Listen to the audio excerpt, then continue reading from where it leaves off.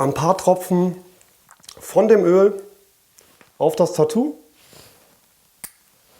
Dann wird das schön eingeschmiert.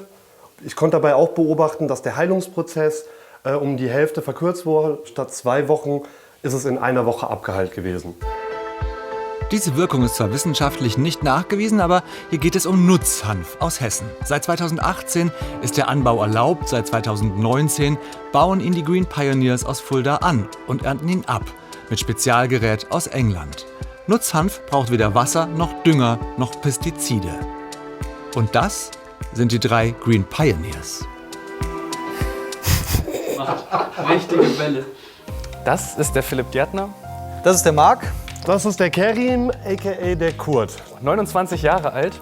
Marc ist 31 Jahre alt. Seine größte Stärke. Seine größte Stärke ist sein handwerkliches Talent. Er kann sich auf jeden Fall in Dinge reinfokussieren zu 110%. Die Gelassenheit, die er mitbringt. Beschreibe ich das als dein Tunnel? Seine größte Schwäche, Sein Tunnel.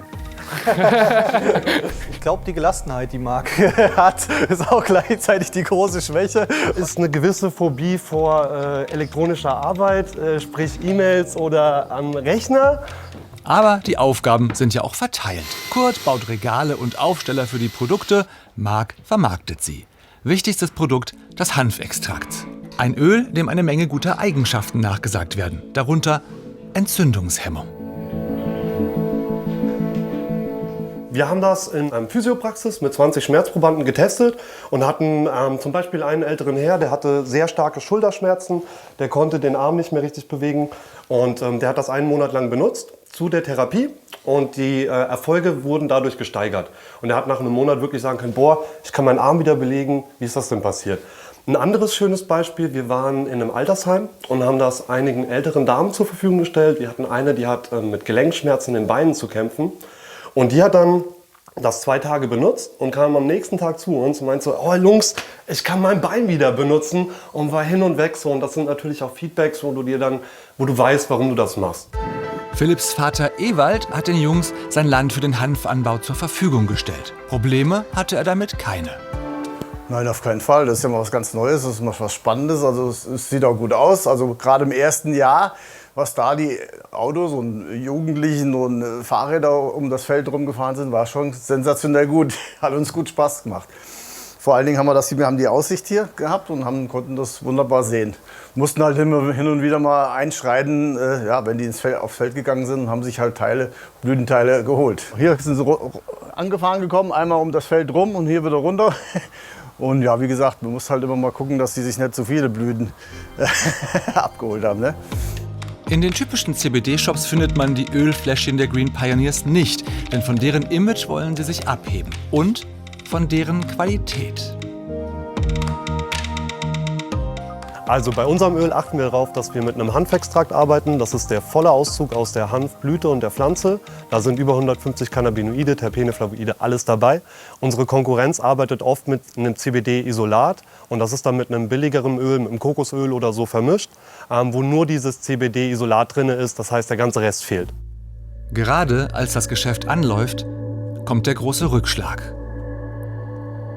Die Staatsanwaltschaft Fulda beschlagnahmt Ware im Wert von 55.000 €. Begründung: Verdacht auf Verstoß gegen das Betäubungsmittelgesetz. Obwohl der Nutzhanf der Pioneers mehrfach überprüft wird, berichten die 3 fassungslos ihrem Anwalt.